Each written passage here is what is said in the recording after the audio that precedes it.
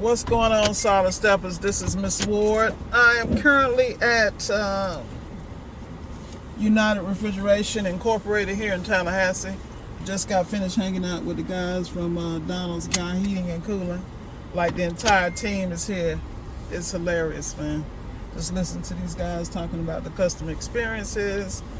But you know, they had a lot of great advice. So this is why my ears are always open and I'm always receptive to people who are extremely professional and who are successful. Points for those guys. Family-owned business, several trucks. When I pulled up, was probably about 10 trucks already lined up, you know, here right when United Refrigeration opened, so they could get all the supplies they need. See, this is what I'm talking about. Focus and order. Just did a video about focus and people focusing on profitability. But you got to be very clear about what your goals are. And then you got to realize that there are little small mini habits that over time become compounded. And they give you the opportunity to be great and to build a great business. I think a lot of people underestimate what it takes to be successful in business, particularly your own business. A lot of times people get in business and they find out that they have actually, instead of creating a business, they really created a job. And I think it's unfortunate because at the end of the day, you know, we get into business to have some type of relief or to develop to have some type of autonomy. But a lot of times I don't think people understand what they're getting into. And when I say that, I mean, like, prime example, I coach a lot of people, and when I'm coaching them, I'm looking at the issues and the trials and tribulations that they have that are really self-inflicted. And they inflicted these things on themselves because they were not prepared. They really didn't understand. They thought they could put A, B, and C together and it would just work, and that's not really how business works. Business has to do with the product you're offering, number one, and the ability to provide a product at a price that is reasonable enough for your clientele and reasonable enough for you to maintain your business. And I don't think people understand that equation. At the end of the day, you know, I want to see everybody win, but what I have seen is I've seen a lot of people copy other people. And you have to realize one size does not fit all. And I think a lot of people are not clear about that. Like, you know, in my round table, my round table is really significant because we all are gunners. Like, we are all driven and we all get in the bag. But the thing about that is, a lot of times in getting the bag, you make mistakes. And I don't think people are very honest and authentic about the mistakes that you make in business. That's how you get good, or either you just quit and go back to work. And there's nothing wrong with that, trust me. All the people, I have a lot of my students who have full-time jobs and they run this business on the side. I just coach them in a way that they are not losing, what they're trying to gain. A lot of times, without a coach, what you find yourself is in a situation where I'm trying to do something, and every time I'm trying to make this move, I can't make the move because I don't have enough resources. I'm not clear about it, or my training is not up to par. The issues I see in appliance repair is that, number one, people think it's a quick lick. This is not like... it's not as simple as some people make it seem. And so if you're going to be successful and build it up to where you can actually make real money, not pennies, there's a process and there's investments you have to make. The first investment is going to be research. I don't care if it's YouTube University, I don't care if it's books. You got to do research and you have to understand the process. Number one, how appliances work. Number two, how to repair them profit in a way that you get profit and properly. It's like a whole situation, like just like inflation has hit everything else. Do you think parts are not going up? Parts go up every day. Supplies, like I just picked up oxygen, acetylene, nitrogen, things of that nature. And everything you do is a process, and I don't think that people understand. Not only is it a process, but there's a price involved, and you have to be able to handle those prices. Like when you do seal systems, that is not a cheap option, but also you should be charging for your business expenses. I find that a lot of people not charging, and they don't feel like they can charge because either their skill set, they're not confident in what they do, or it's something they wouldn't be able to afford, or that's not where their brain is.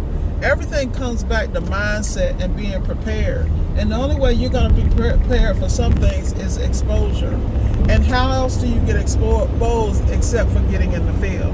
So I definitely am blessed because, I only coach people who are people about action. I kind of can tell from off the riff who's on some BS and who's really in the field, who really wants to go out and grind. That's why I'm not really big about coaching newbies, because I prefer to coach people who have been exposed, because when we're having a conversation, they understand what I'm saying and why I'm saying it. And I think that's really important. I think you have to have people who are authentic in what they do. There's a lot of people out here saying they do this, but they really don't. What they do is they manage people who do it. And they are looking from an operational and sales point without taking in the technical piece fully. Now, those people who have been in the field and who have elevated to a certain level or feel like they elevated, let me use that real loosely. That's different because they've been exposed. But some of those people get in positions and they forget what it is to be a tech. And what people don't understand about this industry and all the trades, you make no money if you don't have quality technicians. If that means that's you need to be the first quality technician. You don't have to be the best, but you do have to know how to troubleshoot, diagnose, and get in the area of the accurate repair. And I say that and I joke because everybody's got a different way of doing business. Some people are always looking for the cheap way out. You are definitely not my customer or my student. And the reason I say that is because you got to spend money to make money. And what I have learned, particularly in my skill set, I was talking to one of my students, and he was like, "Miss Ward, you really need to be charging 5 G's off the rip because of what you bring." I said, "I know, but I'm very selective of who I deal with, because even in coaching and mentoring people, there's an exchange. And my students bring me a lot of game. They give me a lot of sauce, because through their experiences, I'm expanding my experiences. And I'm using my business acumen and technical expertise to navigate those systems with them, for them. But also when I have other students that come along or find myself in similar situations, from their experiences, I learn how to navigate them. Those are called reciprocating relationships. I don't deal with people who don't know what they want to do, who are kicking tires, because I feel like appliance repair is a stepping stone into other parts of the trade industry. I'm a firm believer in that. I've watched many people come in and use appliance repair to get into land development, believe it or not, to get into government contracting, to get into, to go toward the HVAC and preventive maintenance side. I mean, there's so many opportunities to get into the smart home space. There's just so many opportunities. And if you get into appliance repair and you want to just stay still in one spot, that's you. But one thing you need to pay attention to is the wave of the world. All appliances eventually are going to be disposable. Just like you can pick up a phone for $30, you're going to have appliances like that are going to be disposable, or 3D, where you can build it with a 3D printer. Like, this thing is getting ready to be on a whole nother level. And if you cannot transition or be able to take the skill set and move it to other directions, then you're the problem. What I've seen with a lot of the older techs, and I'm not knocking them because I have great relationships with a lot of them, and I respect the work ethic, I respect the wisdom they bring. But the problem is most people have wisdom, or they might know something, but they don't know how to apply it for the next level, which is where I come in. And I don't say that. I mean, I have no shame in my game. I'm very clear, and this is why I do this channel, because I think it's important that people look at stuff a different way. Like, I was talking to one of my coaching students, and he was like, "Miss Ward, nobody was even talking about or thinking about government contracting until you mentioned it." Well, the reality is there are people who do, but they just don't share. And I'm trying not to become one of those people, because what I've been seeing is a lot of people would take what they think I'm saying or think I'm doing and try to do it, and they really just muddy the waters, and then they wonder why they are not long-term effective. You're not long-term effective because you are not taking the steps to shore yourself up and to be able to pivot into other worlds and other spaces. Like with me, I cover specific parts of Florida, but these are extremely lucrative parts. These are places that if I decide to stop and just sit in this space, I can make millions of dollars on an annual basis, simply because it's that fertile there. I'm very clear about that. But because I have different goals and aspirations, I move the way that I need to move in my business. I'm not telling anybody to do what I do. I will share with you what I do, and I will share with you recommendations. And 99% of my students are extremely successful because of it. Like, people, they're always telling me I'm light years ahead, but as far as I'm concerned, I'm not far enough ahead.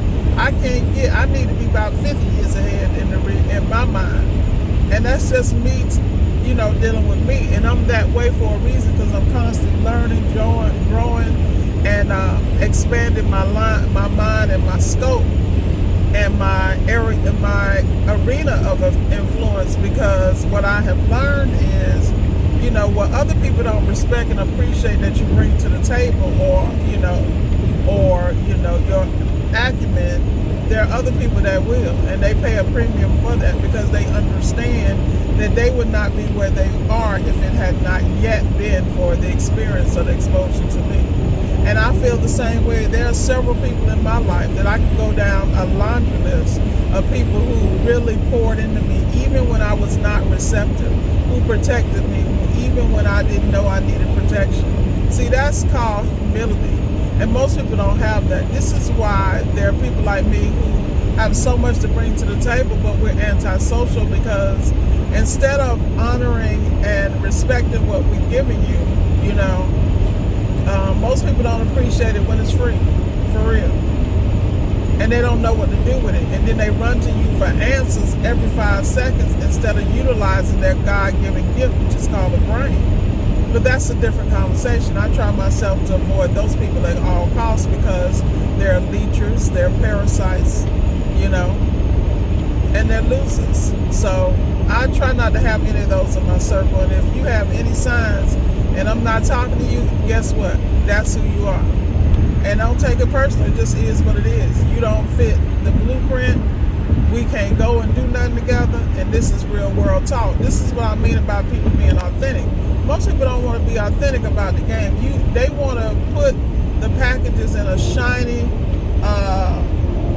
box, wrap it up in Christmas paper, and sell you a lie and sell you a dream. I'm not going to do that. I'm going to tell you need money to do this business the proper way. Now, it's one thing when you are so smart that you can get in with nothing. You stack your money, you say this, you do that, all this other stuff. Most people don't even know how to save. They don't even know how to put money not only away for the business, going back to the 5 bank accounts, or the investments, or moving to the next level, because they too busy trying to survive today or fix the mistakes of the past. That's real world. See, those are real conversations, because anybody that's been in business, if you sit here and tell me you've been successful there in business, you're straight up lying. Because the reality is that business is about failure and triumphs. And most people who are successful have more failures than they have successes. They just got that 1, 2, 3 licks, and they were able to overcome. But then they wised up along that process, and they realized what they were good at, what they were not. They put people and systems in place, and they're able to maintain it. Because what people don't understand is you need to be making money every day in some shape or form. The goal for all of us, I would think, would be to elevate to passive income. an investor status. You know, so while you're doing is you're investing in the entities that bring you money. But I digress. At the end of the day, you need to get a skill in the trade. It does not have to be appliance repair. It could be anything. But get something that's going to pay you on a regular basis, and please get something that you can do without a company. You know, and when I say that you can, even if you're working a full-time job, you can have a side hustle version of it and stack the deck. Because if you're smart in 23, you know, like I know, you better have the stash growing on its own. I'm telling you, you better have multiple streams of income, you know, and you better have some stashes that you can't even see. They just going in the bank. They're just going in the bank. That's what you want. I'm telling you what I know. Because at the end of the day, you never know when you're going to get stuck. And ain't nobody going to bail you out but you. I'm telling you, you're going to find that out real quick. So when I tell you to invest in yourself, invest in your training, YouTube University, I'm telling you, anybody that is really convicted to learn something and learn it well and be the best, it ain't hard because we all got the same 24 hours. The key is, what are you going to designate your 24 hours for? Are you going to designate it for growing and learning and pushing yourself to the next level? If that means, like I know people now that just shut out everybody, their family, everything. They like a hermit and they is in the lab. When I tell you they in the lab mentally, physically, financially, and leveling up on their skill set, I'm telling you, I know, in fact, one of my coaching students comes to mind. I have so much respect for him because at the end of the day, this is a young guy that's focused on his goals, you know, and I started out coaching him in appliance repair. He's in a whole different industry right now, and I support him 100% of the way, 150%, because he understands what pivot means, and he's pivoting in his life mentally, spiritually, intellectually, financially, and he's willing to pay, to stay down, to pay the price now, so he don't have to worry about it later in life. You know, and the key is what he don't understand, I don't think he does, but I do, is that even if life sends him lemons left and right, he's still going to be good because he got that number one ingredient of grind, you know, and hard work and the focused work and concentration in the proper areas. I'm telling you guys, let me tell you something. That Atomic Habits is the book you need to get. You got Atomic Habits, you need to get the 4 laws of discipline. Unreal. Like I said, this thing ain't no joke out here. And the biggest obstacle is always going to be you. Once you get your mindset in place and eliminate all distractions, you're good. I mean, even I deal with that in my life. I mean, I'm in the process now of deciding where the hell I'm going to relocate, because the reality is I'm trying to plot myself in the middle of all my areas that I cover so I can get to them in a more efficient manner, but also I can do the other things that I have to. I can focus on the other things I have to do by taking my time back. You know, the beautiful thing about what I do is I can travel and I can work while I'm traveling. You follow me? Because I'm blessed like that. But I designed my business that way. Everybody should have an end game. And if you don't have an end game in your business, you lose it. And find somebody authentic. Don't believe everything you see. Study that stuff and look at the background. Because at the end of the day, there's a lot of us that are extremely successful who are loners, and we stay loners for a reason. Because some people don't play nice in the sandbox. But with that said, reflect on your business, reflect on your goals, and most of all, reflect on yourself. Get your mindset right. And if you got to separate yourself to do it, please do. Life is too short, and your dreams should never die. Enjoy your day and be blessed.